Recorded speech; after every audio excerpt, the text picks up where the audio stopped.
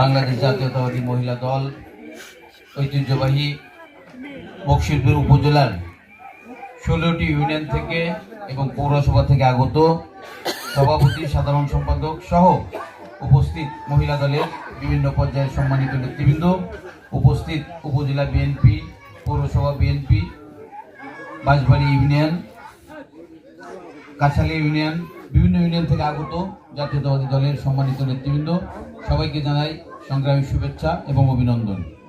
প্রিয় নেতৃবৃন্দ, কবির ভাষায় বলতে হয় ক্ষুধার রাজ্যে পৃথিবীর গদ্যময়। আসলে এখন যতই ভালো বক্তৃতা দেওয়া হোক, যতই ভালো ভালো কথা বলা হোক, এটা আর কেউ আমরা শুনতে, আমি নিজেও ক্ষুধার্ত, আর এখানে সবাই তো আপনারা ক্ষুধার্ত।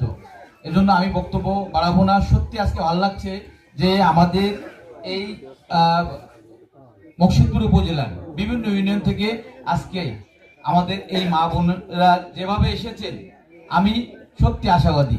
আমি কিন্তু এতদিন ভেবেছিলাম যে আমাদের এই বকশিরপুরে প্রায় 3,80,000 ভোট, এই ভোটের অর্ধেক ভোটার হলো আমাদের এই মা বোনেরা, এই মহিলারা, আমাদের এই বোনেরা। আজকে সেই বোনেদের কাছে কিন্তু আমি ভিন্নভাবে যাওয়ার কোনো সুযোগ হয়নি। আজকে কিন্তু শুধু এককভাবেই কিন্তু আমাদের এই মহিলা দলের উদ্যোগে আজকের এই প্রোগ্রাম। আজকে এখানে আমাদের বিএনপি নেতৃবৃন্দ বক্তব্য না দিলে ভালো হতো, তারপরও সবাই এসেছে।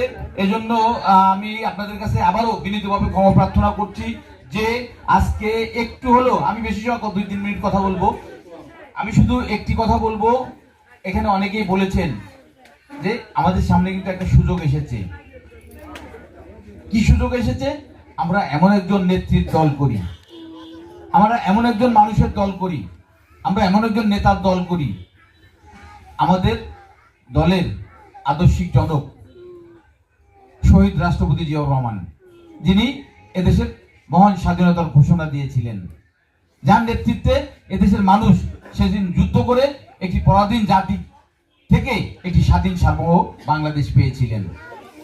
আমাদের প্রিয় নেত্রী, যে নেত্রীর দল করি, তিনি এমন একজন মানুষ, যে নেত্রী উনি কিন্তু আমাদের অনেকের মা চাচিদের মতো উনিও কিন্তু সংসার জীবন করতেন, উনি কিন্তু রাজনীতি করতেন না, উনি কিন্তু একজন ঘরণী ছিলেন।